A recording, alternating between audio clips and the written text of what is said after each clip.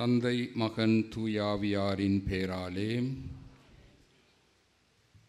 அன்பார்ந்த சகோதரங்களே, தவக்காலத்திலே நாங்கள் ஆண்டவருடைய பாடுகளை தியானிக்க வேண்டும் என்று திரு அவை எங்களுக்கு எங்களுடைய சிறு வயது முதல் கற்பித்து வருகிறது.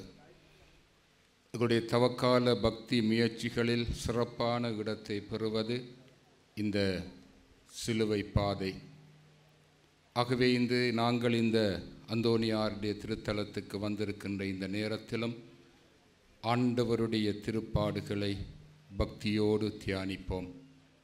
ஆண்டவர் இயேசு எங்களுக்காக மனு உரு எடுத்து இந்த உலகத்திலே பிறந்து தன்னுடைய வாழ்வாலும் வார்த்தையாலும் எங்களை வழிநடத்தியது மட்டுமல்லாமல் தன்னுடைய பாடுகளினாலும் தான் சிந்திய இரத்தத்தினாலும் சிலுவையிலே தன்னை பலியாக்கிய அந்த மரணத்தினாலும் எங்களுக்கு விடுதலை வாழ்வை பெற்று தந்தார். ஆகவே அந்த இறைவனுக்கு நன்றி உணர்வோடு அவர் எங்களுக்காக பட்ட வேதனைகளை நாங்கள் தியானிக்கிற பொழுதெல்லாம் அவருடைய ஆசீரால் நிரப்பப்படுகின்றோம். அவர் கொண்டு வந்த அந்த விடுதலை வாழ்வை அனுபவிக்கின்றோம். எங்களுடைய பாவ கட்டுக்களிலே இருந்து விடுதலை பெறுகின்றோம் என்ற உணர்வோடு இந்த திருச்சிலுவை பாதையிலே நாங்கள் எல்லாரும் பக்தியோடு இணைந்து கொள்வோமாக.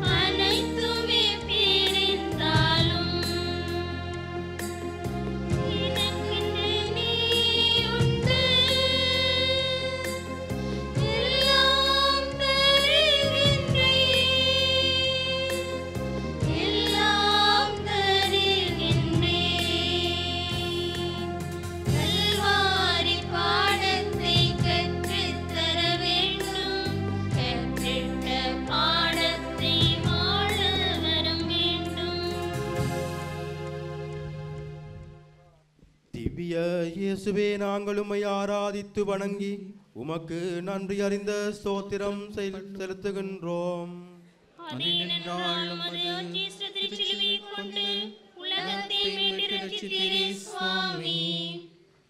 இயேசுவுக்கு மரண தீர்ப்பு வழங்கப்படுகின்றது.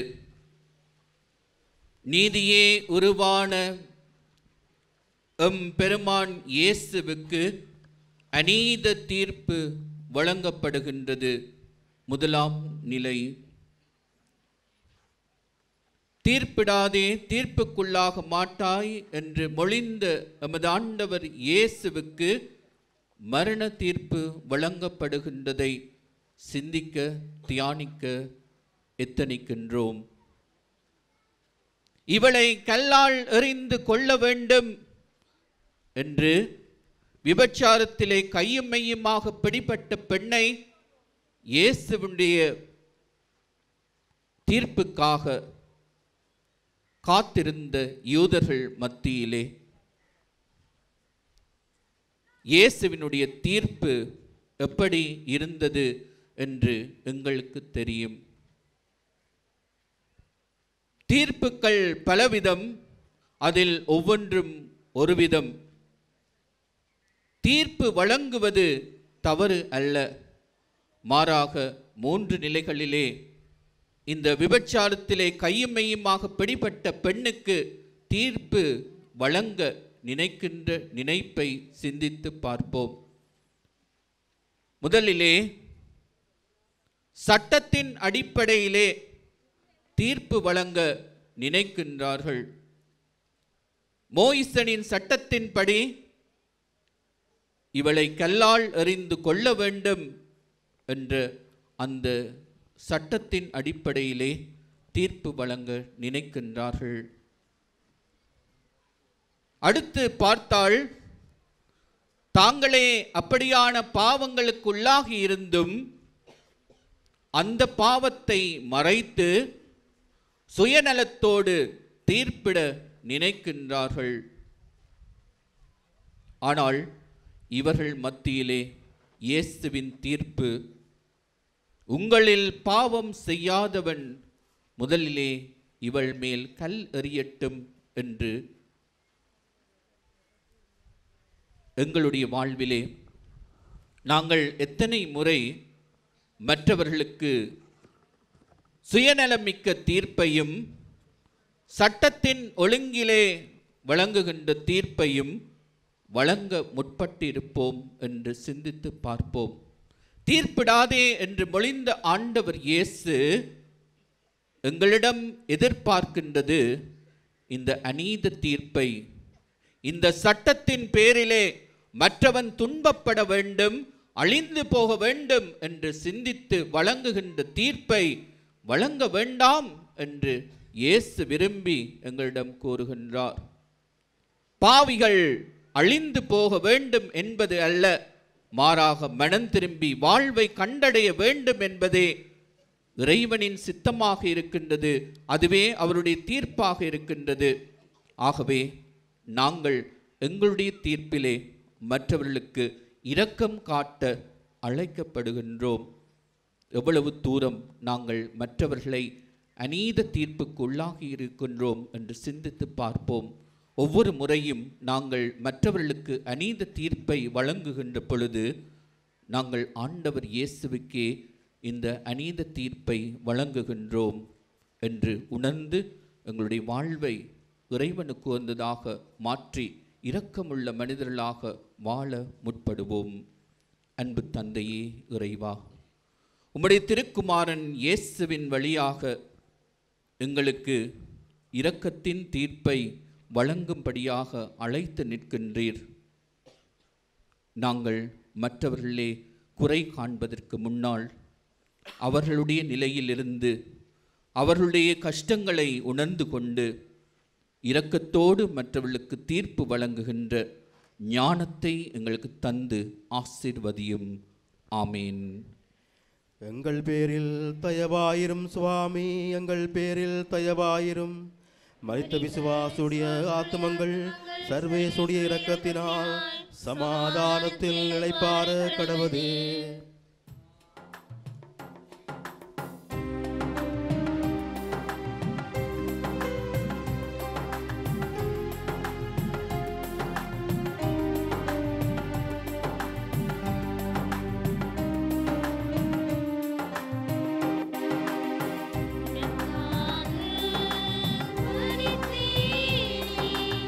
எனக்காக நீ என்ன செய்தாய், எனக்காக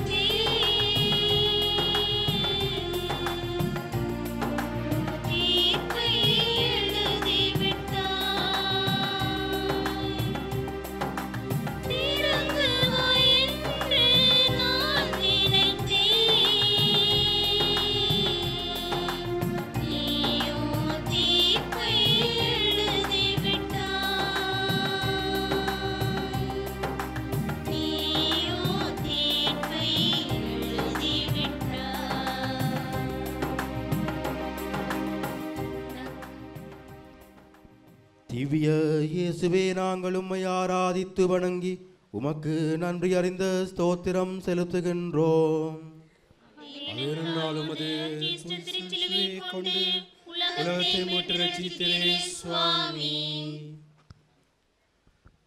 இயேசுவின் பாதையில் இரண்டாம் நிலை. இயேசு சிலுவையை சுமக்கின்றார். என்னை பின்பற்ற விரும்புகிறவன் தன்னை மறுத்து தனது சிலுவையை நாள்தோறும் சுமந்து கொண்டு என்னை பின்பற்றட்டும் என்று அழைக்கின்ற இயேசு எங்கள் எல்லோரையும் பார்த்து இன்று கேட்கின்ற கேள்வி, தான் சுமந்த சிலுவைக்கு ஒரு அர்த்தம் கொடுக்க வேண்டும் என்று சொன்னால், கிறிஸ்தவர்களாகிய நாங்கள் ஒவ்வொருவரும் அவருடைய சீடத்துவ வாழ்விலே எங்களுடைய நாளாந்த சிலுவைகளை சுமந்த வண்ணம் எங்களை அழைத்து நிற்கின்றார். இயேசு சிலுவை சுமத்தப்படவில்லை, மாறாக தாமே விரும்பி அதை சுமக்கின்றார். எசாயா புத்தகத்திலே அவர் சொல்லுகின்றார், எம் பிணிகளை அவர் சுமந்து கொண்டார், எம் பாவங்களுக்காக அவர் கொலையுண்டார். அன்பார்ந்த சகோதரங்களே, எங்களுடைய பாவங்களுக்காக, எங்களுடைய மீட்புக்காக இந்த சிலுவையை, பாரமான சிலுவையை சுமந்த ஆண்டவர் அதை ஒரு சுமையாக நினைக்காமல் தன்னுடைய சுகமாக நினைத்தார்.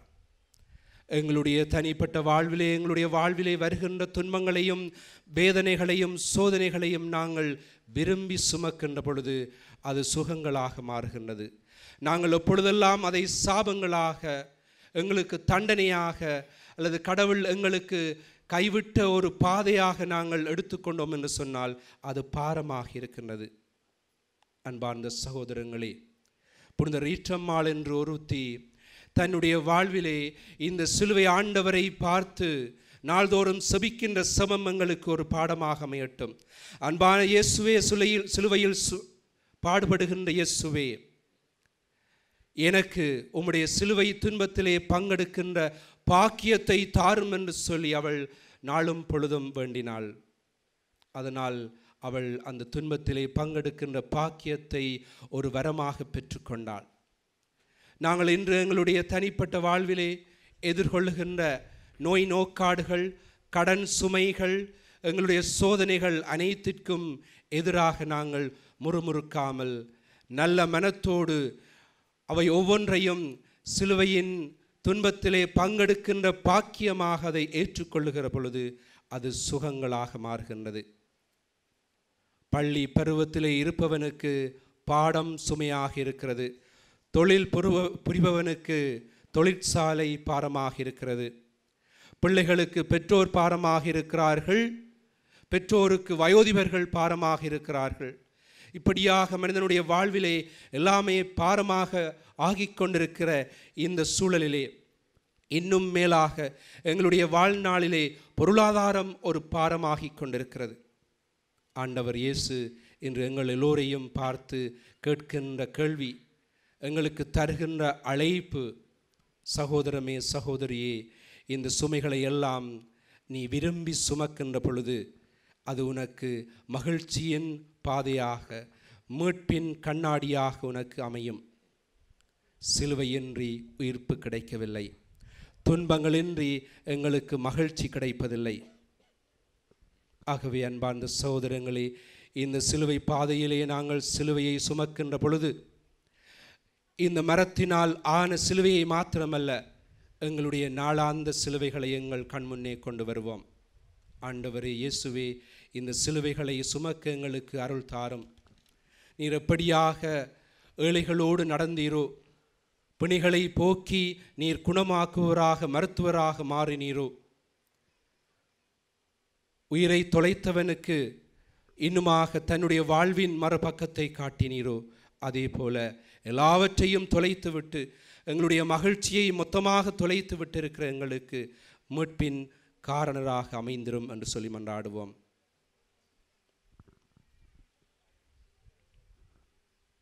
இரக்கமுள்ள இயேசுவே, எங்கள் எல்லோருக்கும் எங்களுடைய வாழ்விலே வருகின்ற எல்லாவிதமான கஷ்டங்களையும் துன்பங்களையும் நாங்கள் நல்ல மனதோடு ஏற்றுக்கொள்ளவும், அவை ஒவ்வொன்றையும் உமது சிலுவையின் துன்பத்திலே பங்கெடுக்கின்ற பாக்கியமாக ஏற்றுக்கொண்டு அதை வரப்பிரசாதமாக ஏற்றுக்கொள்ளுகின்ற தாராள உள்ளத்தை எங்களுக்கு தந்தருளும். ஆமேன். எங்கள் பேரில் தயவாயிரும் சுவாமி, எங்கள் பேரில் தயவாயிரும். மரித்த விசுவாசியுடைய ஆத்துமங்கள் சர்வேசுடைய இரக்கத்தினால் சமாதானத்தில் இளைப்பாற கடவுளே.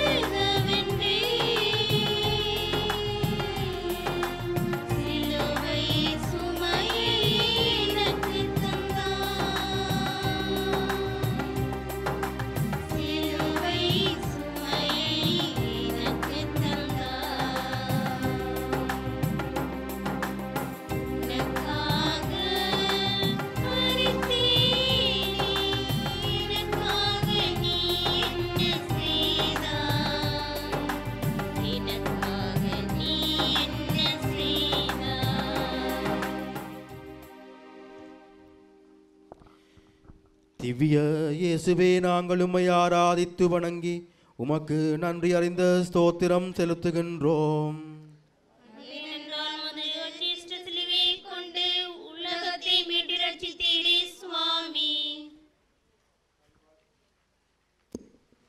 கல்வாரி நோக்கிய பயணத்திலே இயேசுவின் நிலை 3.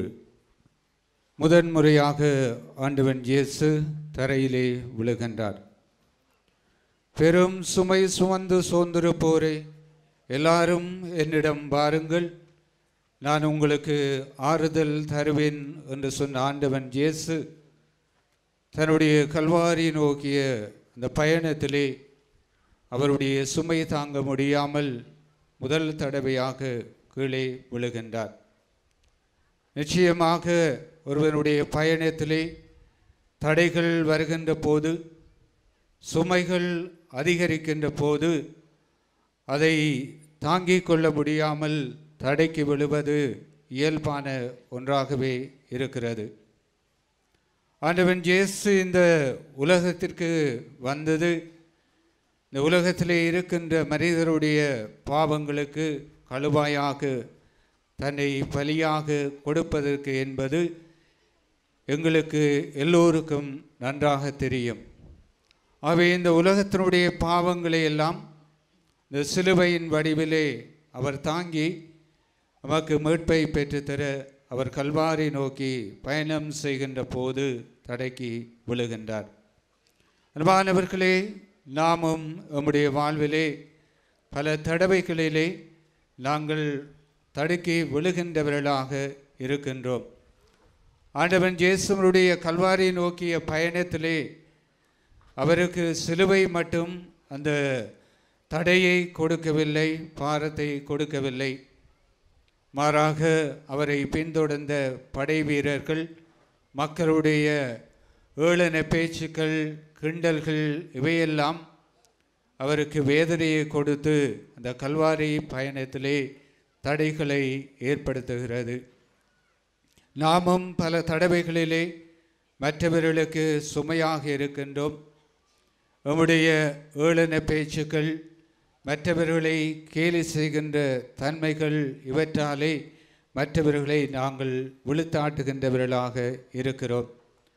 அதே போல இன்றைய இளைய சமுதாயம் பல்வேறு தீமையான பழக்க வழக்கங்களுக்குள்ளே அடிமையாக்கப்பட்டு விழுந்து கிடக்கின்றார்கள். சிறப்பாக இந்த காலங்களிலே இந்த போதைப் பொருட்கள் மிகவும் லாபகமாக எல்லாருக்கும் கிடைத்து எல்லோரும் அந்த ஒரு பிறழ்வு கலாச்சாரத்திலே மூழ்கி கிடக்கின்றார்கள். இவ்வாறான வழிகளிலே இருந்து நாங்கள் விடுபட்டு மற்றவர்களுடைய வாழ்விலே ஆறுதலை கொடுக்கின்றவர்களாக மகிழ்வை கொடுக்கின்றவர்களாக இருக்க வேண்டும் என்று இந்த சிலுவை பாதை தியானம் எங்களுக்கு அழைப்பு தருகின்றது. இதேதான் நம்முடைய திருத்தந்தை அவர்களும் இந்த தவக்காலத்திலே நாங்கள் பிறரன்பு செயல்களிலே ஈடுபட்டு மனித நேயத்தை வளர்க்கவும், நோய் நொடிகளிலே இருக்கின்றவர்களை சந்தித்து அவருடைய வாழ்விலே மகிழ்ச்சியை, அவர்கள் விழுந்து கிடக்கின்ற நிலைகளிலே இருந்து அவர்களை எழுப்பாட்ட வேண்டும் என்ற அழைப்பை தருகின்றார். ஆகவே அன்பான சகோதர சகோதரிகளே, நாம் நம்முடைய வாழ்விலே மற்றவர்களை விழச் செய்கின்றவர்களாக அல்ல, மாறாக வாழ்விலே விழுந்து கிடக்கின்றவர்களை எழுந்து நடக்க செய்கின்றவர்களாக இருக்க வரம் கேட்டு தொடர்ந்து மன்றாடுவோம். எங்கள் பேரில் தயவாயிரும் சுவாமி, எங்கள் பேரில் தயவாயிரும். மரித்த விசுவாசுடைய ஆத்துமங்கள் இரக்கத்தினால் சமாதானத்தில் நிலைப்பார கடவது.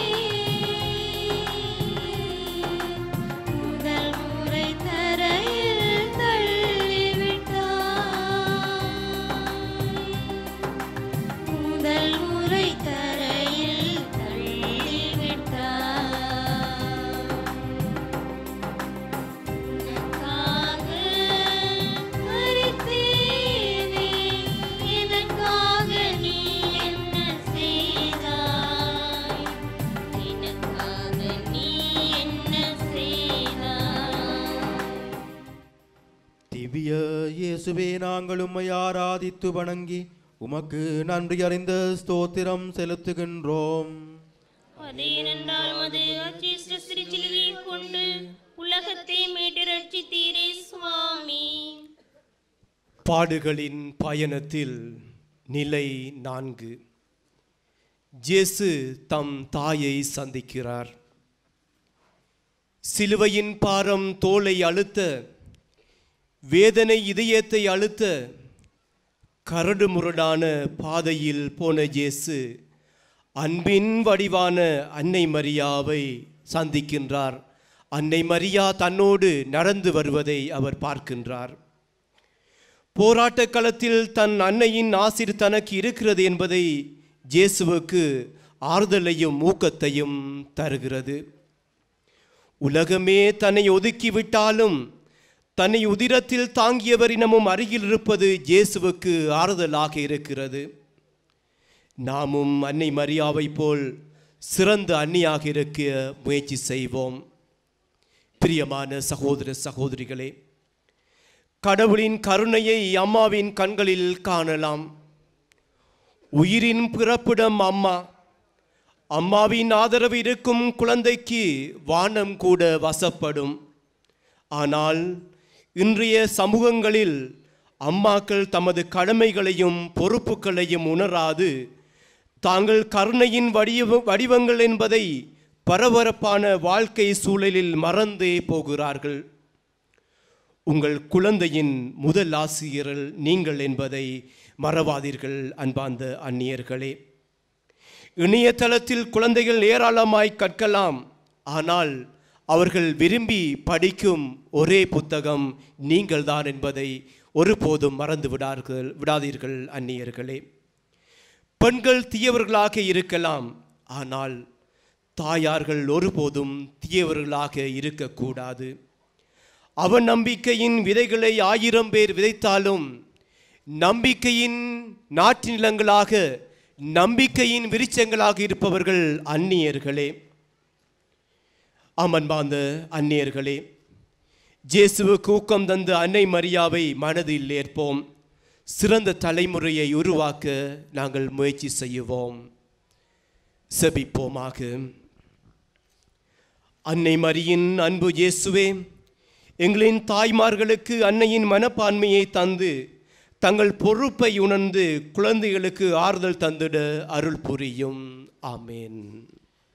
எங்கள் பேரில் தயவாயிரும் சுவாமி, எங்கள் பேரில் தயவாயிரும். மரித்த விசுவாசியுடைய ஆத்துமங்கள் இறைவனுடைய இரக்கத்தினால் சமாதானத்தில் இளைப்பாற கடவது.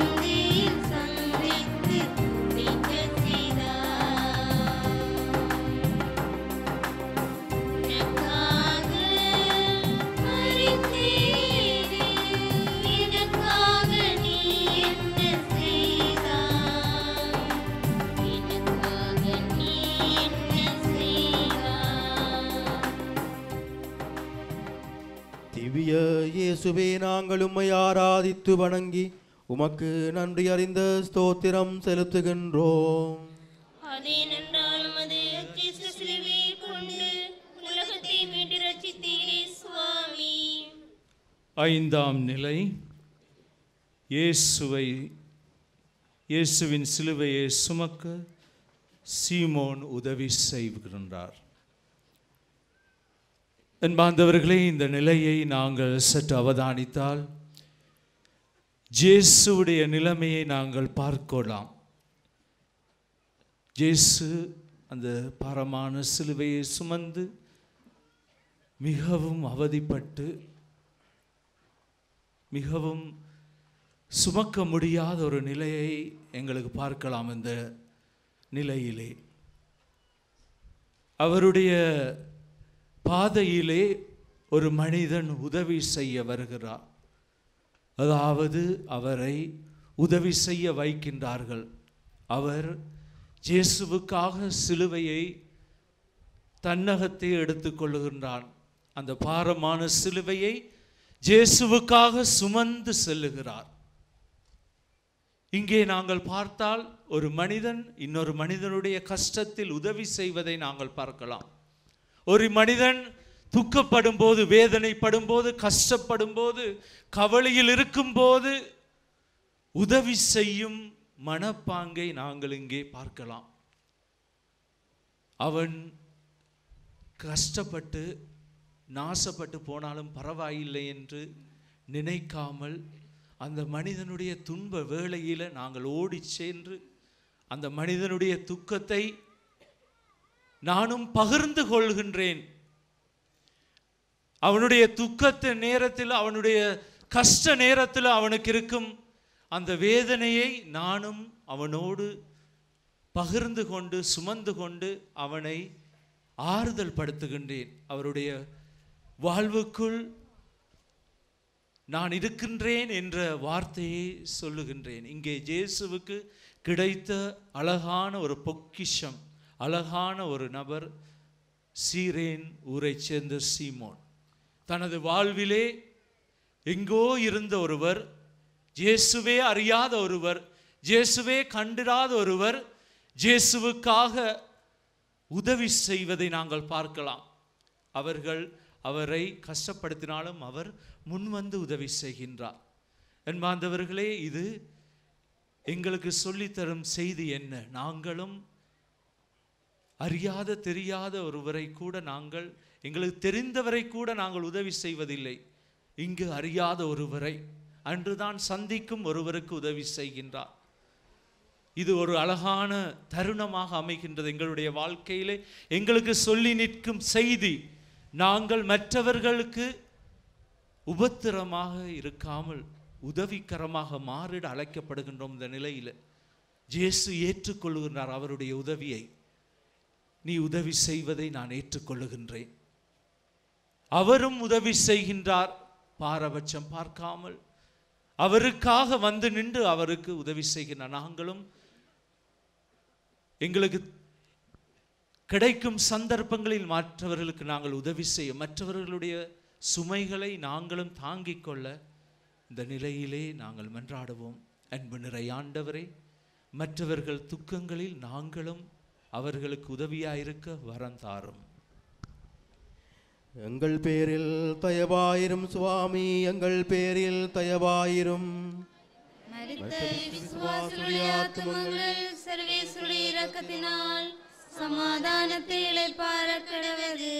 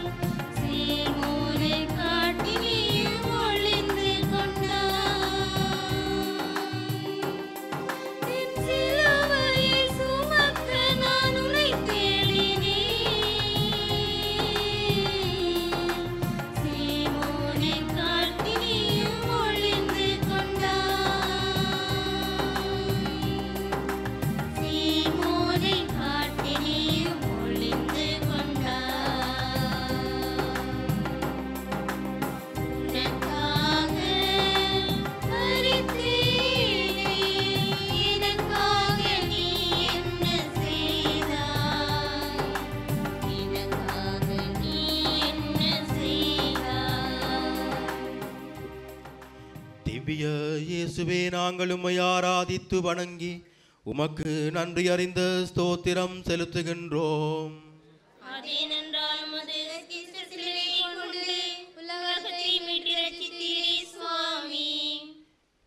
இயேசுவின் சிலுவை பாதையில் வெரோனிக்காள் முகம் துடைக்கிறாள். கண்களை மூடிக்கொள்ளுவோம்.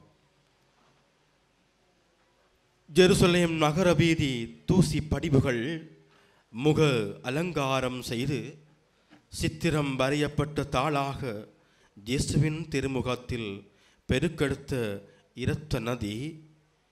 அது மனவேதனையால் வற்றி வறண்டு விட முகத்தில் அலங்கார மையமாக செங்குருதி. வெரோனிக்காள் துணி கொண்டு திருமுகம் துடைக்க அவை நான் இந்த முகத்திற்கு பொருத்தமல்ல என்று துணியுடன் சங்கமமாகிறது. இதுவே இயேசுவின் அன்பு பரிசாக கிடைக்கிறது வீரப்பெண்ணிற்கு. அழைக்கப்பட்ட ஆண்கள் அத்தனை பேர் இருக்க அழைக்காத பெண்ணாக எப்படி வந்தாள் இந்த வெரோனிக்காள்? அழைத்தவர்களே ஓடிப்போக அழைப்பை பெறாதவளாக உணர்ந்திருந்தால் அவள் அந்த பாதையிலே வந்திருக்க முடியாது. சற்று சிந்திப்போம். இன்று மனித மாண்பை பற்றி அலட்டிக் கொள்ள ஒரு கூட்டம் இருக்கிறது. அதை சிதைத்து சின்னா பின்னமாக்க இன்னும் ஒரு கூட்டம் இருக்கிறது. பெண்ணென்ற காரணத்தினால் இன்று நிகழ்கின்ற கொடூரங்களும் கொடுமைகளும் எங்களுடைய குருதிகளை எல்லாம் உறைய வைக்கும். வானமே எல்லை என வீரநடை போடும் பெண்களை சகதி சொற்களால் பல ஈன அடைமொழிகளோடு சாய்க்கின்ற சமுதாயத்தின் சிந்தனை போக்கை சற்று சிந்தனை செய்வோம். ஆன்மீகத்தை அலட்சியம் செய்யும் மனிதரிடம் அது அதிகாரம் சிக்கியிருக்க ஆன்மீகத்திற்கும் ஆலய செயற்பாடுகளுக்கும் முன்னுரிமை கொடுத்து செயல்படும் பெண்களுக்கு ஆலய உரிமைகள் மறுக்கப்படுவது, அவர்களை ஒதுக்குவதும் எப்படி நியாயமாகும்? வல்லமையால் பெண் வலுவிழந்தவள் என்றும் மனநிலையில் அவள் திடமற்றவள் என்ற பொய்யான போதனையால் எத்தனை வன்முறைகளுக்கு உட்படும் ஜீவன்களாக எங்களோடு இருக்கிற எங்களுடைய சகோதரிகள். உன் சகோதரியாக உன் தாயாக அவர்களை நீ சிந்திக்காதவரை உன்னால் சமுதாயம் உருப்படாமலே போய்விடும். சிந்திப்போம். அன்பான இயேசுவே, காலத்தின் போக்கறிந்து கண்ணியமாய் எமது வாழ்வை அமைக்க வல்லமையையும் ஞானத்தையும் மிக குறிப்பாக எமது இளம் பிள்ளைகளுக்கு கொடுத்தருளும். ஆமேன். எங்கள் பேரில் தயவாயிரும் சுவாமி, எங்கள் பேரில் தயவாயிரும். மரித்த விசுவாசிகளுடைய ஆத்துமங்கள் சர்வேசுடைய இரக்கத்தினால் சமாதானத்தில் இளைப்பாற கடவது.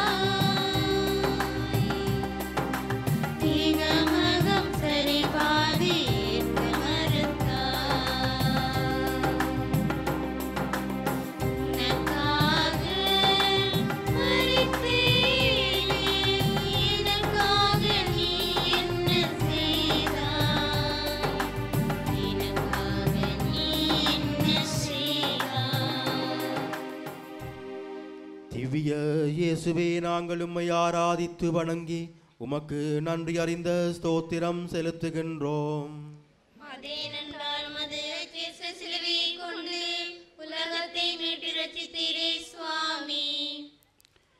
இயேசு இரண்டாம் முறை தரையில் விழுகின்றார். அவர் தாமே வலுவின்மைக்கு ஆளாயிருப்பதால் அறியாமையில் இருப்போருக்கும் நெறி தவறி நடப்போருக்கும் பரிவு காட்டக்கூடியவராக இருக்கின்றார். இயேசு உடல் சோர்வும் மனச்சோர்வும் உடையவராக சிலுவை பாரத்தின் கொடூரத்தால் களைப்படைந்து நிதானமிழந்து நிலை குலைந்து இரண்டாம் முறை தரையில் விழுகின்றார். இயேசுவின் விழுதல் தோல்வி தடுமாற்றம் என்பதல்ல, அவை லட்சிய பயணத்தின் உள்ளடக்கங்கள் என்பதை உலகினருக்கு உணர்த்துகின்றது. தூரம் என்று மனிதன் நினைத்திருந்தால் நிலவை நெருங்கி இருக்க முடியாது. உயரம் என்று மலைத்திருந்தால் எவரெஸ்ட் சிகரத்தின் உச்சியில் உலாவி இருக்க முடியாது. முயற்சி என்பது இடரலை இல்லாது ஆக்கிவிடும். இயேசுவின் தடுமாற்றத்தின் தடம் நமக்கு கூறுவது தவறியவர்கள் எல்லாரும் தண்டிக்கப்பட வேண்டும் என்பதல்ல, மாறாக திருந்தி வாழ முடியும் என்ற தன்னம்பிக்கையும் விழுவோரும் எழ வேண்டும் என்ற உத்வேகத்தையும் நமது உள்ளங்களுக்கு உணர்த்துவதாக அமைகின்றது. இன்று நீ நடந்து வந்த பாதையை திரும்பி பார். உனது ஆணவத்தாலும் பேராசையினாலும் பொருளாசையினாலும் கெட்ட எண்ணத்தாலும் எத்தனை பேரின் வாழ்வை கெடுத்து அற்ப சந்தோஷத்திற்காக அயலவர்களின் வாழ்வை வீணாக்கி வெற்றியடைய நினைத்திருக்கின்றாய். வாழ்க்கையில் வழி தவறி வேதனையால் நோயால் பல்வேறு நோய்களால் துன்பப்படும் உள்ளங்களை பார்த்து எத்தனை முறை உள்ளத்தால் மகிழ்ச்சி அடைந்திருக்கின்றாய். பிறர் அன்புக்கும் இறை அன்பிற்கும் எதிராக எத்தனை முறை தவறி இருக்கின்றாய். நமது வாழ்வில் எத்தனை முறை வீழ்ந்தோம், எப்படி வீழ்ந்தோம் என்று சிந்திப்பதை விட விடாமுயற்சியோடு இயேசுவை போல எழுந்து நடக்க முனைவோம்.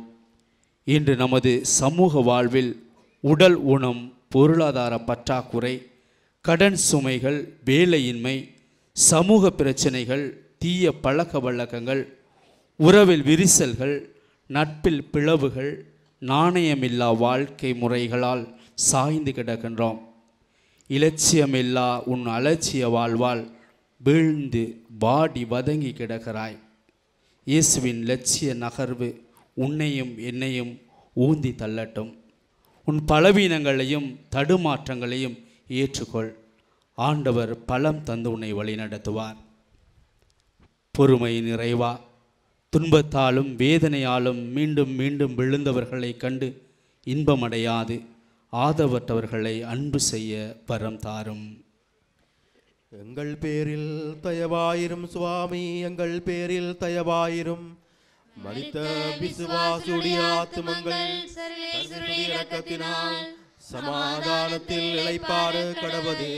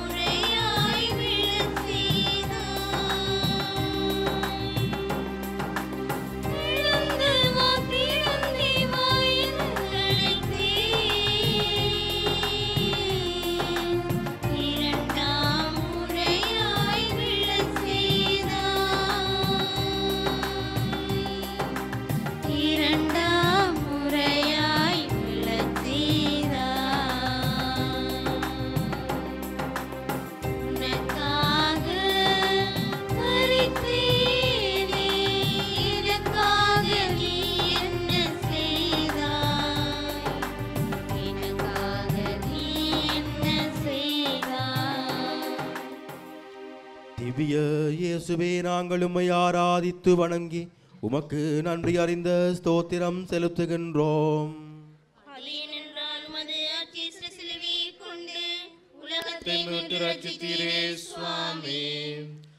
ஆண்டவர் இயேசுவினுடைய பாடுகளின் பாதையில் 8ஆம் நிலை.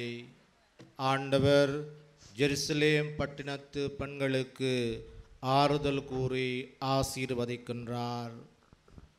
ஆண்டவர் இயேசு இறையாட்சியை போதித்து வருகின்ற போது ஆண்டவரை பின்பற்றி இறையாட்சியின் செய்தியை தங்களுடைய வாழ்விலே ஏற்று வாழ ஆரம்பித்தவர்கள் ஜெருசலேம் பட்டினத்து பெண்களாயிருந்தார்கள்.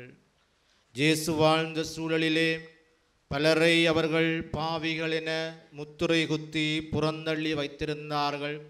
அவ்வாறானவர்களுள் பெரும்பான்மையான பெண்களும் உள்ளடங்களாக இருந்தார்கள். ஆண்டவர் இவர்களை தேடினார், ஆறுதல் கூறினார், தன்னுடைய இறையாட்சியின் முத்துக்களை அவர்களுக்கு விதைத்தார்.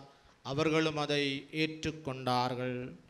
ஆண்டவர் இயேசு அப்பங்களை பங்கிடுகின்ற புதுமையை நாங்கள் நோக்குகின்ற போது அங்கே 5000 ஆண்கள் இருந்தார்கள் என்று கூறப்படுகின்றது. பெண்களை பற்றி எதுவும் கூறப்படவில்லை. அங்கே பெரும் எண்ணிக்கையில் ஆண்களை விட அதிகமாக பெண்களே இருந்தார்கள். ஏனென்று சொன்னால் ஆண்டவர் இறையாட்சியை போதித்து ஊரூராக நடந்து செல்கின்ற போது அவரை அதிகமான பெண்கள் பின்தொடர்ந்து சென்றார்கள். அவருடைய வார்த்தைகளை ஏற்றுக்கொண்டார்கள். அவர்தான் மெசியா என்பதை அவர்கள் தங்களுடைய உள்ளத்திலே அவர்கள் ஏற்றுக்கொண்டார்கள். அந்த சமூகம் அவர்களை ஏற்றுக்கொள்ளவில்லை. அவர்களுடைய நம்பிக்கையை அந்த சமூகம் பெரிதாக பார்க்கவில்லை. இவ்வாறான இந்த பெண்கள்தான் ஆண்டவர் வேதனையோடும் துன்பத்தோடும் சிலுவையை சுமந்து போகின்ற போது வேதனை மிகுந்தவர்களாக தள்ளியிருந்து அதை பார்த்து அவர்கள் அழுகின்றார்கள். அவர்களுடைய உண்மையான உள்ள தூய்மையை கண்ணோக்கிய ஆண்டவர் இயேசு திரும்பி பார்த்து அந்த வேதனைகளின் மத்தியிலும் அவர்களுக்கு ஆறுதல் கூறுகின்றார், அவர்களை ஆசீர்வதிக்கின்றார். எனக்காக அழாதீர்கள், உங்களுக்காகவும் உங்களுடைய பிள்ளைகளுக்காகவும் அழுங்கள் என்று சொல்லி அவர்களை செபிக்க அழைப்பதை நாங்கள் பார்க்கின்றோம். அன்பான சகோதரங்களே, எங்களுடைய பங்குகளிலும் எங்களுடைய அன்பிய குடும்பங்களிலும் பெண்களே நம்பிக்கையின் பாதுகாவலராக இருக்கின்றார்கள். நம்பிக்கையை உண்மையாக வாழுகின்றவர்களாக இருக்கின்றார்கள். ஆண்டவர் இயேசுவினுடைய வார்த்தையை தங்களுடைய உள்ளத்திலே இருத்து தியானித்து தங்களுடைய கணவர்மாருக்காகவும் தங்களுடைய பிள்ளைகளுக்காகவும் அன்றாடம் செபிக்கின்ற தாய்மார்களையும் பெண்களையும் நாங்கள் பார்க்கின்றோம். இவ்வாறானவர்களை நாங்கள் இன்றைய நாளிலே நினைவு கூர்ந்து ஆண்டவருக்கு நன்றி கூறுவோம். ஆண்டவர் தாமே இவர்களை ஆசீர்வதிக்கவும் இவர்களூடாக நாங்கள் ஆசீர்வதிக்கப்படவும் மன்றாடுவோம்.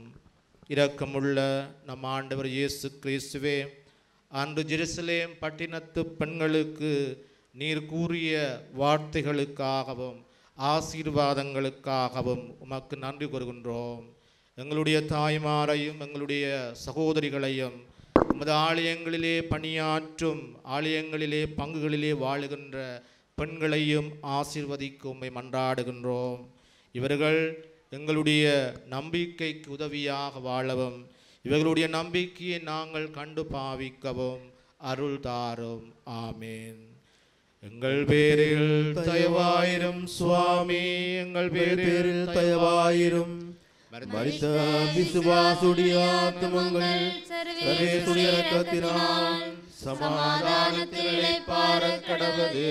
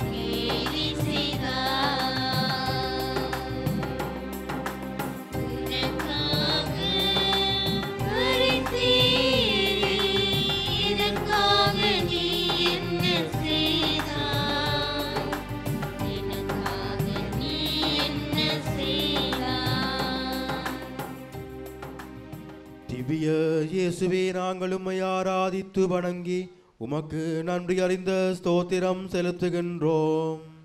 அதேனென்றால் உமது அச்ச சிலுவையை கொண்டு உலகத்தை மீட்டு ரட்சித்திரே சுவாமி. பாடுகளின் பாதையில் பரமன் இயேசுவின் நிலை 9. இயேசு 3ஆம் முறை தரையை முத்தமிடுகின்றார். பிரியமான சகோதரங்களே, இந்த நிலையை சற்று மனக்கண் முன் கொண்டு வருவோம். 3ஆம் முறையாக மாபரனை தாங்கும் மண், முள்முடியிலிருந்து வடியும் இரத்தம் கண்களை மறைக்க, கால்கள் கற்களில் மோத, சிலுவையின் பாரம் தோல் சதையை நசுக்க, நிலை தடுமாறி நினைவிழந்தவராக மண்ணில் சாய்கின்றார். வீழ்ந்தாலும் நம்பிக்கை இழக்கவில்லை. லட்சியத்தை கண்முன் கொண்டவராக மீண்டும் துணிவுடன் எழுகின்றார். விடாமுயற்சியோடு விடியலை நோக்கி வீறு நடை போடுகின்றார். வழியில் தடுக்கும் தடை கற்களை படிக்கற்களாக மாற்றி லட்சிய கனவோடு தடைகளை தகர்த்தி தம் பயணத்தை தொடர்கின்றார். வீழ்வதும் எழுவதும் வீழ்ச்சியும் எழுச்சியும் கலந்தவைகள் தானே வாழ்க்கை என்பார்கள். மனித வாழ்வில் வீழ்வதை யாரும் தவிர்க்க முடியாது. ஆனால் எழுவது மனித வாழ்வின் மனநிலையை பொறுத்தது. வீழ்வதன் எண்ணிக்கைக்கேற்ப எழுவதன் எண்ணிக்கையை யார் அதிகமாக கொண்ட மனநிலையில் வாழ்கிறார்களோ அவர்கள்தான் வாழ்வில் சாதனையாளர்களாக மாறுகின்றார்கள். விழாமல் இருக்க முடிவதல்ல வாழ்வு. மாறாக வீழுகின்ற ஒவ்வொரு நொடியும் தொடர்ந்து எழ முயல்வதே நம் வாழ்வு என்பார்கள். நாம் உயிரோடு இருக்கின்றோம் அல்லது உயிர் துடிப்புடன் வாழ்கின்றோம் என்பது நாம் வீழ்கின்ற ஒவ்வொரு முறையும் எழுவதை பொறுத்தது. இங்கு நிலை குலைந்துள்ள இயேசுவின் மனதில் நிதானம் குறையவில்லை. இயேசுவின் உடல் முழுவதும் இரத்த கசிவும், உள்ளத்தில் இறை சித்தம் இறுகிப் போயிருந்தது.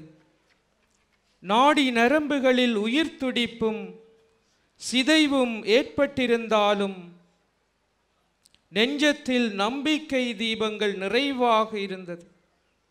எனவேதான் சாய்ந்து சரிந்து விடாமல் தலை நிமிர்ந்து தம் பயணத்தின் இலக்கை நோக்கி நடக்க முயல்கின்றார். சிந்திப்போம்.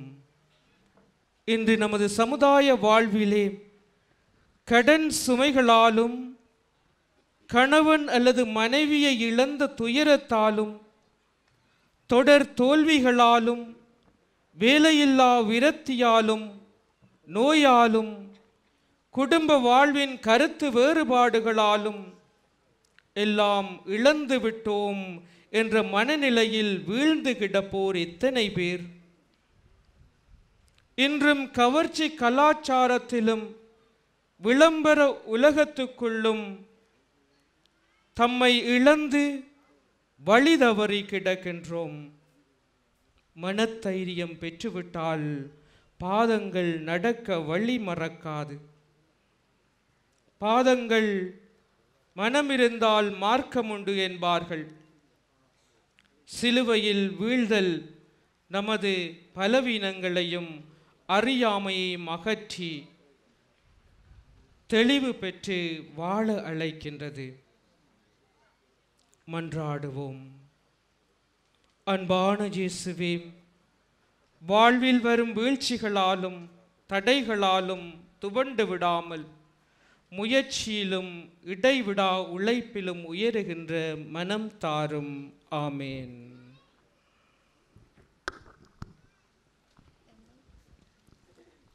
எங்கள் பேரில் தயவாயிரும் சுவாமி, எங்கள் பேரில் தயவாயிரும். மரித்த விசுவாசுடைய ஆத்துமாக்கள் சர்வேசுடைய இரக்கத்தினால் சமாதானத்தில் இளைப்பாற கடவது.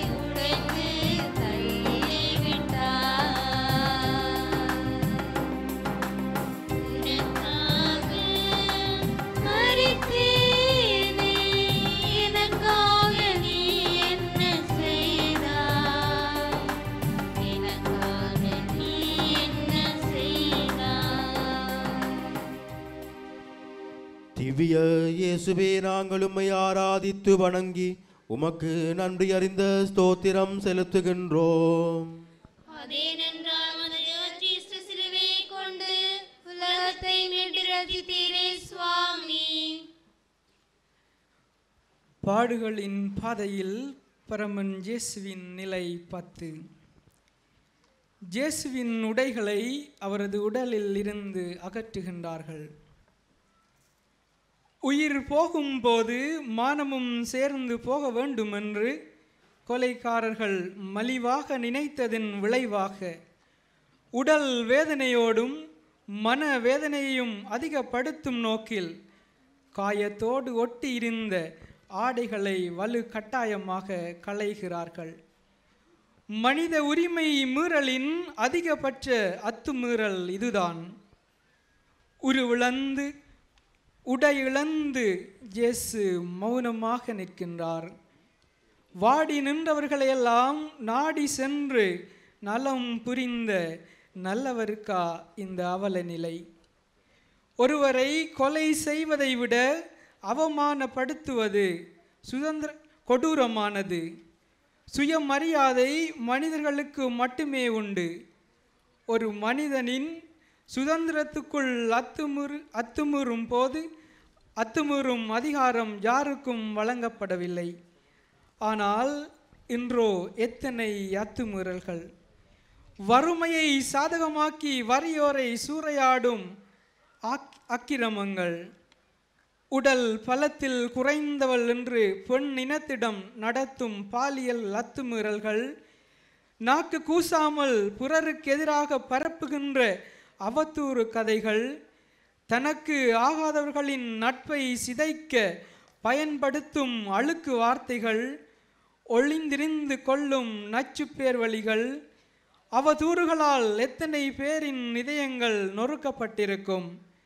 பிறருக்கு எதிராக பேசுகின்ற போதும் வதந்திகளை பரப்பும் போதும் இயேசுவின் ஆடைகளை மீண்டும் களைந்து அவமானப்படுத்துகின்றோம். அவமானத்தின் உச்சகட்டம் நிர்வாணம் ஏற்றுக்கொள்ளுகின்றார் இயேசு. கடும் வெயிலில் தத்தி தத்தி கல்வாரி வந்தவரை சிலுவையை இறக்கிவிட்டு சிறு மனிதாபிமானமின்றி சிவந்த உடலில் ஒட்டியிருந்த சிவப்பு துணியை, மானத்தை காத்த மறைப்பு துணியை உரிந்து விட்டார்கள். என்ன கொடுமை! மேலாடை கொடுக்க சொன்னவருக்கே சிறு நூலாடை கூட இல்லை. இருப்பினும் தாங்கிக் கொண்டார் அவமானத்தை. அன்றைய நிர்வாணம் பெரும் அவமானம், இன்றைய நிர்வாணம் தரும் வருமானம். கை குட்டையை ஆடைக்குள் வைத்த காலம் போய் கை குட்டையே ஆடையாகிய மாறிய காலம் வந்துவிட்டது. எந்த காலத்தில் நாம்? நிர்வாணம் என்பது எமது உடல் ஆடையில் மட்டும்தானா? சுயநலத்திற்காக பிறரின் அமைதி எனும் ஆடையை பிடுங்கிக் கொள்கின்றோமே, இதுவும் தானே நிர்வாணம்? ஆறறிவு ஜீவன் அம்மனமாய் வீதியில் நிற்க, நான்கறிவு ஜீவனுக்கு நயமான சில்குடை நடுவீட்டில். என்ன கொடுமை! எங்கே நீதி? இரண்டிருந்தால் ஒன்று கொடு, இது பிறர் நல வார்த்தை. இரண்டிருந்தாலும் இல்லை என்று சொல், இது சுயநல வார்த்தை. இவற்றில் எமது வார்த்தை எப்படி என்று சிந்திப்போம். முதலில் இறைவனுக்கு எதிரான ஆணவத்தை, கீழ்ப்படியாமையை அகற்றுவோம்.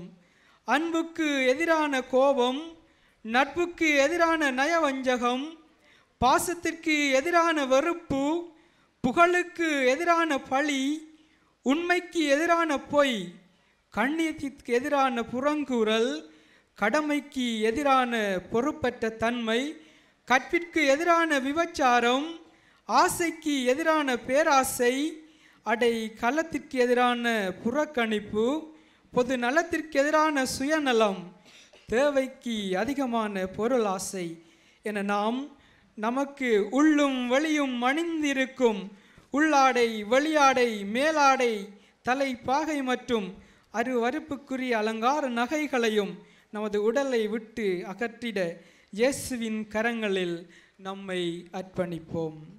செபிப்போம். அன்பு இயேசுவே, ஆடை அளிக்க முன்வந்த உண்மையை நிர்வாணப்படுத்தி நிந்தித்த எங்களின் இழிநிலையை நினைத்து மனம் வருந்துகின்றோம். இனியாவது நாங்கள் பிறரை அவர்களின் அமைதி என்னும் ஆடையை உரிந்து அவமானப்படுத்தாமல் அன்பு எனும் ஆடையை போர்த்தி பிறர் நலம் பெற வரம் தாருமாமேன். எங்கள் பேரில் தயவாயிரும் சுவாமி, எங்கள் பேரில் தயவாயிரும். மரித்த விசுவாசுடைய ஆத்துமங்கள் சர்வேஸ்வருடைய இரக்கத்தினால் சமாதானத்தில் இளைப்பாற கடவுளே.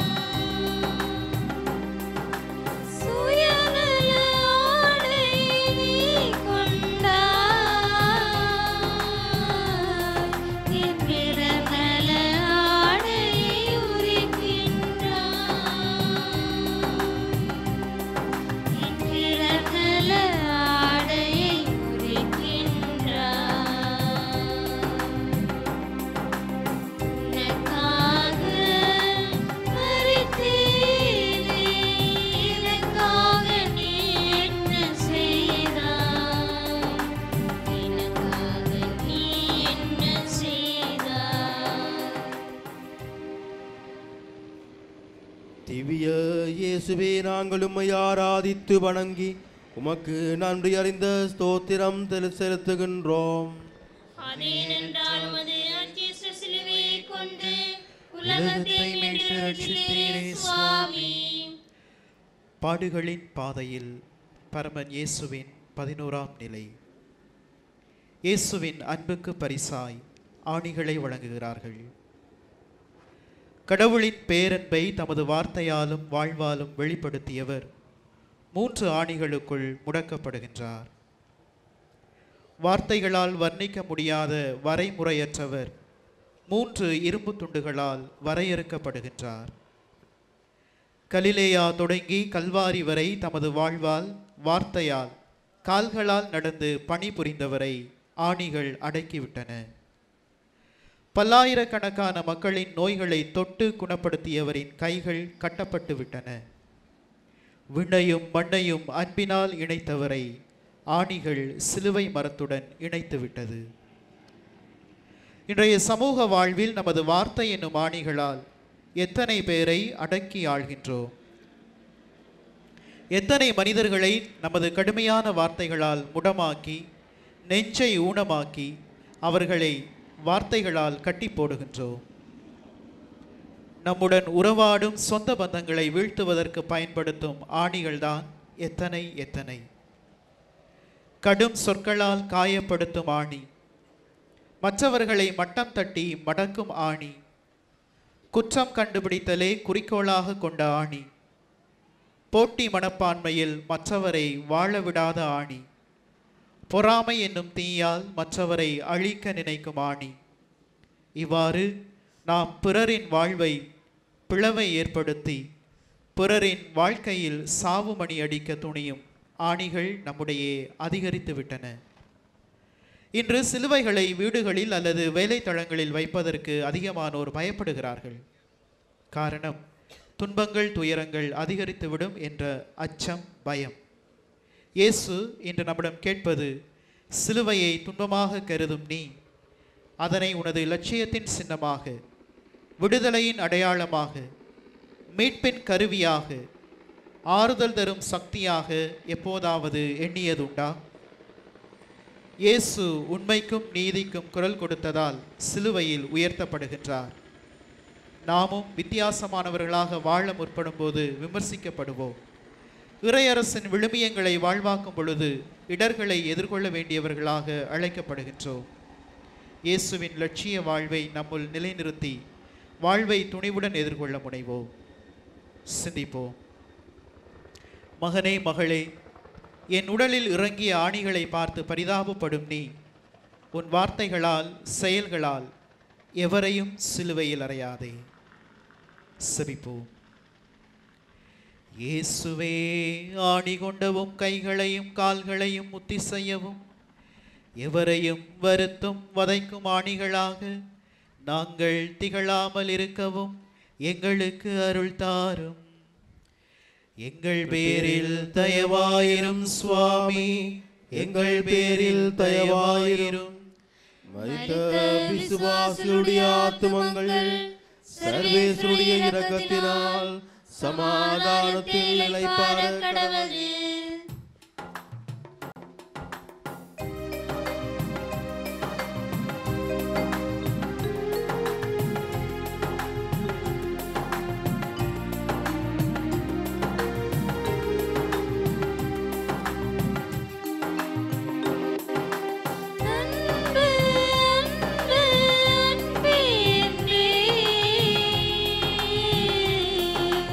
நீயோ சிலுவையில்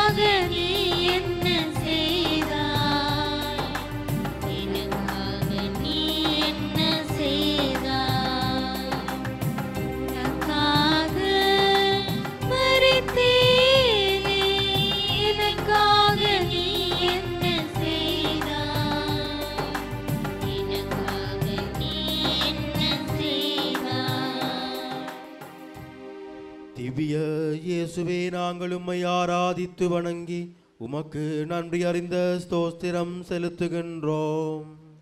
அதேனென்றால் மது அச்சிஷ்ட சிலுவையை கொண்டு உலகத்தை மீட்டு ரட்சித்தீரே சுவாமி. பாடுகளின் பாதையில் 12ஆம் நிலை.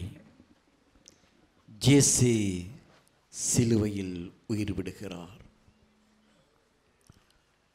உனக்காக மரித்தேனே, எனக்காக நீ என்ன செய்தாய் என்பது நாங்கள் பாடிய பாடல்களின் வரிகள் மட்டும்தானா? அல்லது ஒவ்வொரு நாளும் ஒவ்வொரு நிமிடமும் இயேசு எங்களை பார்த்து கேட்கின்ற உண்மையான கேள்விதானா என்று ஒரு கணம் சிந்தித்து பாருங்கள். சிலுவையிலே தொங்கி உயிரை விடுகின்ற அந்த இயேசு சிலுவையில் தொங்கிக் கொண்டிருந்த போது கூறிய வார்த்தைகளில் ஒன்று, நான் தாகமாக இருக்கின்றேன், நான் தாகமாக இருக்கின்றேன். கானா ஊரிலே தண்ணீரை ரசமாக்கிய இயேசு, சுமை சுமந்து சோர்ந்திருப்பவர்களே எல்லோரும் என்னிடம் வாருங்கள், உங்களுக்கு நான் இளைப்பாறுதல் கொடுப்பேன் என்று கூறிய இயேசு, எண்ணற்ற மக்களுக்கு 5 அப்பங்களையும் 2 மீன்களையும் பகிர்ந்தளித்த அந்த இயேசு இன்று தாகமாக இருக்கின்றேன் என்று ஒவ்வொருவரையும் பார்த்து கேட்கின்றார். என்னுடைய தாகத்தை நீங்கள் தீர்க்க மாட்டீர்களா? தணிக்க மாட்டீர்களா? எனக்கு ஏதாவது நீங்கள் செய்ய மாட்டீர்களா என்ற அவளுடைய அந்த ஏக்கம் ஒவ்வொருவரையும் கேட்க வைக்கின்றது. நான் தாகமாக இருக்கின்றேன். நீ உன்னுடைய வாழ்க்கையிலே வாழ்ந்து கொண்டிருக்கின்ற தவறான நிலைகளிலிருந்து, பாவ வாழ்க்கையிலிருந்து நீ மாற வேண்டும் என்று நான் தாகமாக இருக்கின்றேன். நீ மட்டும் வாழ்ந்தால் போதும் என்ற அந்த சுயநல போக்கிலே வாழ்ந்து கொண்டு இருக்கின்ற அந்த இழிவான நிலையிலிருந்து நீ மாற வேண்டும் என்று நான் தாகமாக இருக்கின்றேன். மற்றவனை அடித்து அடிமைப்படுத்தி வாழுகின்ற அந்த அநியாய வாழ்க்கையிலிருந்து நீ மீண்டும் வர வேண்டும் என்று நான் தாகமாக இருக்கின்றேன். உங்களுடைய குடும்பத்திலே கணவன் மனைவிக்கும் மனைவி கணவனுக்கும் பிரமாணிக்கமற்ற தன்மையிலே வாழ்ந்து கொண்டிருக்கின்ற அந்த நிலையிலே இருந்து நீங்கள் மனம் மாற வேண்டும் என்று நான் தாகமாக இருக்கின்றேன். இல்லாதது பொல்லாதது சொல்லி மற்றவர்களை ஏளனப்படுத்தி மற்றவர்களுக்கு அவதூறு கூறி மற்றவருடைய வாழ்க்கையை அழிக்கின்ற அந்த இழி செயலிலிருந்து நீங்கள் மாற வேண்டும் என்று நான் தாகமாக இருக்கின்றேன். குறிப்பாக போதை வஸ்துக்குள்ளே புதைந்து தங்களுடைய வாழ்க்கையை அழித்துக் கொண்டிருக்கின்ற இளைஞர்களே, இளஞ்சுவதிகளே, மக்களே, அப்படிப்பட்ட அந்த இழி நிலையிலிருந்து, அந்த போதை வஸ்துக்குள்ளே உங்களை மாய்த்துக் கொண்டிருக்கின்ற அந்த தவறான நிலையிலிருந்து நீங்கள் மனம் மாற வேண்டும், என்னிடம் வர வேண்டும் என்று நான் தாகமாக இருக்கின்றேன். என்னுடைய தாகத்தை நீங்கள் தணிக்க மாட்டீர்களா? உங்களுக்காக நான் மரித்தேனே, எனக்காக நீங்கள் என்ன செய்ய போகின்றீர்கள்? தாகத்தையாவது தணிக்க மாட்டீர்களா என்று இங்கே இருக்கின்ற ஒவ்வொருவரையும் பார்த்து அந்த இயேசு கிறிஸ்து கேட்டுக்கொண்டிருக்கின்றார்.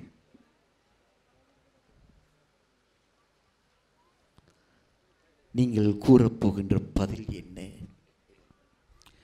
ஆமாண்டவரே,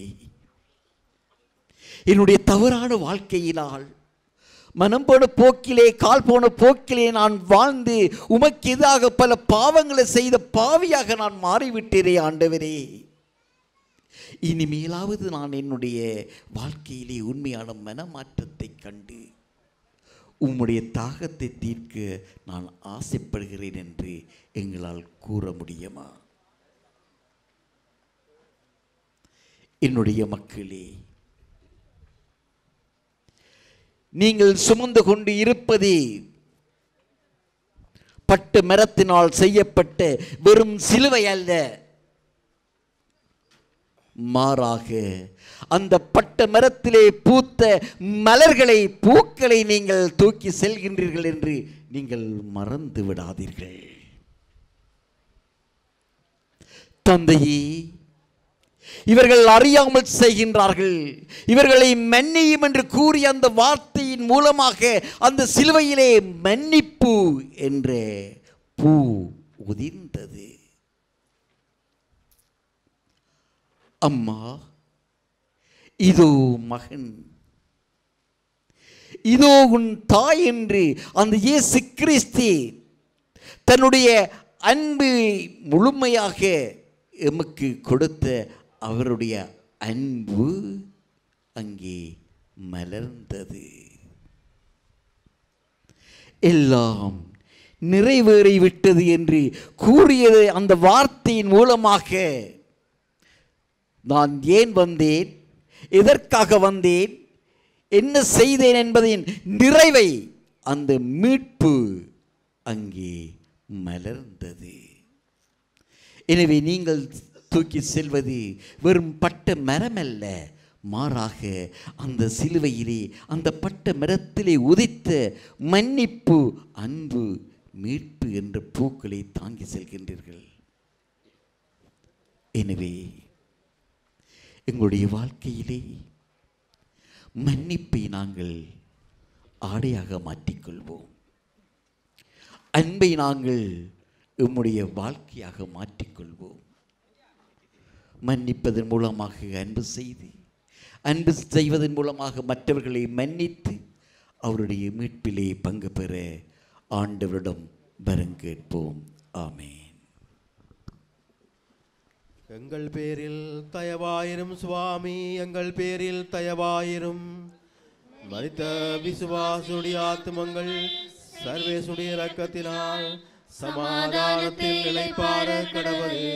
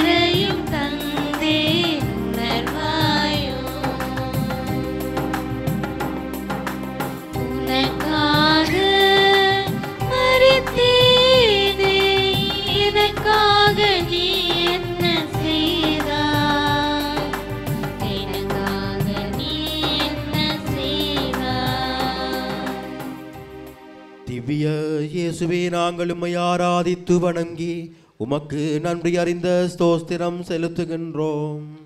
அதேனென்றால் மது அச்சிஷ்ட சிலுவையை கொண்டு உலகத்தை மீட்டு ரட்சித்தீரே சுவாமி. பாடுகளின் பாதையில் 13ஆம் நிலை. தாயின் மடியில் சேய்.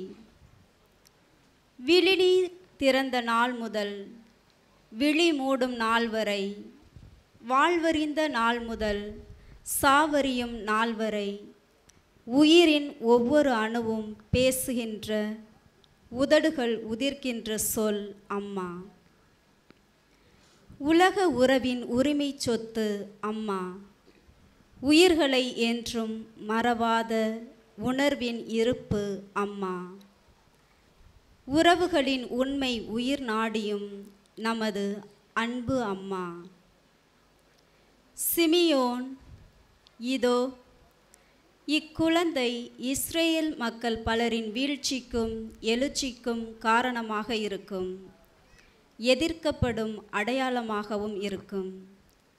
உமது உள்ளத்தையும் ஓர் வாள் ஊடுருவி பாயும் என்றார்.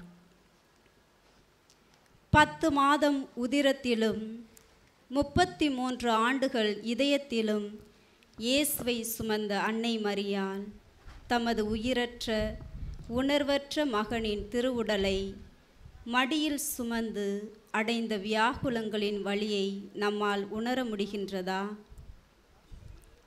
எந்த குழந்தையும் நல்ல குழந்தைதான் மண்ணில் பிறக்கையிலே அவர் நல்லவராவதும் தீயவராவதும் அன்னை வளர்ப்பினிலே என்று அன்னையின் அரவணைப்பிலும் பாதுகாப்பிலும் வளர்ந்து வாழ்வு பெற்ற குழந்தைகளின் நிலை என்ன?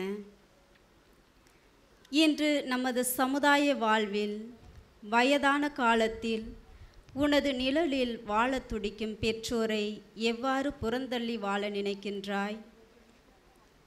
உன்னை பொறுத்தவரை அவர்கள் தாங்க முடியாத பெரும் சுமைகள். ஆனால் எப்பொழுதாவது அவர்களுடைய உடனிருப்பு எத்துணை நன்மையானது என்று எண்ணியதுண்டா? உனது பிள்ளைகளை ஒழுக்கத்தில் வளர்க்கவும், உனது துன்ப துயரங்களில் ஆறுதலாக இருக்கவும், உனது அன்றாட வேலைகளை பகிர்ந்து கொள்ளவும், உனக்காக அனுதினம் ஜெபிக்கவும் அவர்களின் பிரசன்னம் எவ்வளவு மகத்துவமானது என்பதை உணர்ந்ததுண்டா? தாய் தந்தையை விட்டுவிட்டு தன் மனைவியுடன் சேர்ந்து வாழ கடவுள் அழைத்தார். ஆனால் தாயை காப்பதை தலையெழுத்து என்பதும், தாய் இருந்த இடத்தில் தாரத்தை வைத்து தாயை தனிமைப்படுத்துவதும் பாவம் என்பதை உணர்ந்திருக்கிறீர்களா? உன்னை என்றும் மறவாத உலகின் உண்மையான உயிர் தாய் என்பதை உயிர் உள்ளவரை மறவாதே. வாழ்வில் திசை மாறி தடம் புரண்டு குடிகாரனாக, உதவாக்கரையாக, ஒழுக்கமற்றவனாக வாழ்வை தொலைத்து வாடி வதங்கி தவிக்கும்போது பிள்ளைகளின் நிலை கண்டு மன்னிக்கும் தெய்வமாக மாறுவது தாய்மை என்னும் உள்ளமே. தாயின் தியாகம் இத்தரணியில் என்றும் போற்றப்படுகின்றது. இன்றும் யுத்தத்தால் இழந்து போன தம் பிள்ளைகளை நினைத்து கண்ணீரோடும் கவலையோடும் தள்ளாடும் வயதிலும் தவிப்போடு வீதியில் போராடும் நம் தாய்மார்களின் பாசம் தாய்மையின் சிறப்பையும் பெருமையையும் சிந்திக்க வைக்கின்றது. சிந்தனை: ஒரு மனிதனின் மன்னிக்க முடியாத பாவங்களுள் ஒன்று தாயையும் தந்தையையும் புறக்கணிப்பது என்பதை மறந்து விடாதீர்கள். ஜெபம். வியாகுல தாயே, நீர் இறை திருவுளத்தை நிறைவேற்ற எண்ணிலடங்கா துன்ப வேதனைகளை அனுபவித்து இறை திட்டத்தை நிறைவேற்றினீர். நாங்களும் வாழ்வில் வரும் தொடர் சுமைகளால் துவண்டு போகாமல் துணிவுடன் வாழ வரம் தாரும். எங்கள் பேரில் தயவாயிரும் சுவாமி, எங்கள் பேரில் தயவாயிரும். மரித்த விசுவாசுடைய ஆத்துமங்கள் சர்வேசுடைய இரக்கத்தினால் சமாதானத்தில் நிலைப்பார கடவது.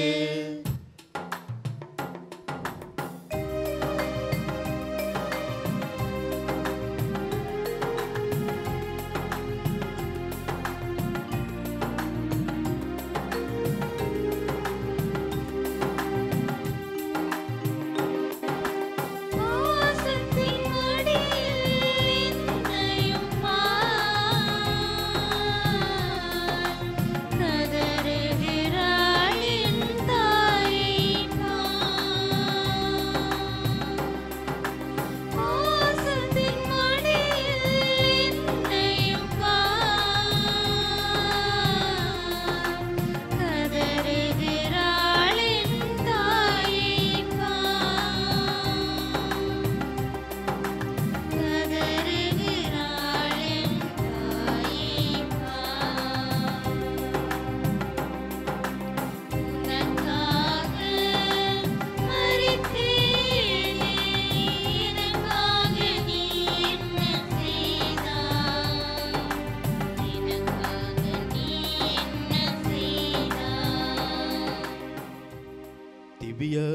இயேசுவே நாங்கள் உம்மை ஆராதித்து வணங்கி உமக்கு நன்றி அறிந்த ஸ்தோத்திரம் செலுத்துகின்றோம்.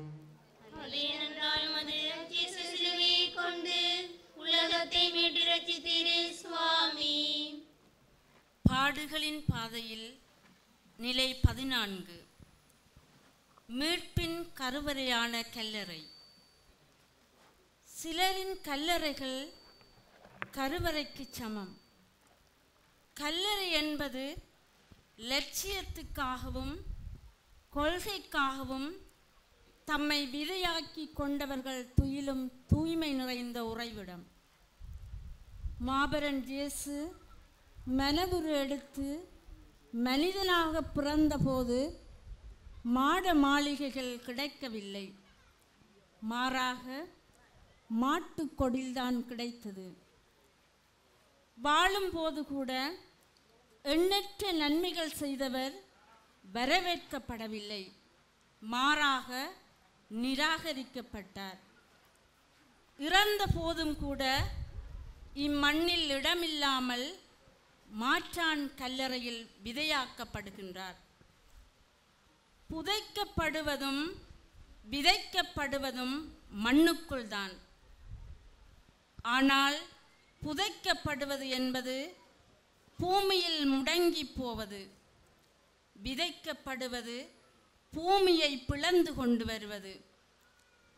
கல்லறை நமக்கு சொல்லும் பாடம், மனித வாழ்வு என்பது கல்லறைக்குள் முடிவதில்லை, மாறாக புது பிறப்பின் ஆரம்பமாக எண்ணப்படுகின்றது. இறப்பு எம்மை தழுவிக்கொள்ளும் முன் நல்ல உறவுகளின் மூலம் இறவாமையை தழுவிக்கொள்ள வேண்டும் என்பதே இயேசுவின் கல்லறை தத்துவமாகும். கோதுமை மணி மண்ணில் வீழ்ந்து மடியாவிட்டால் அது அப்படியே இருக்கும், அது மடிந்தால்தான் மிகுந்த விளைச்சலை அளிக்கும். எங்களுக்காக பிறந்து பாடுபட்டு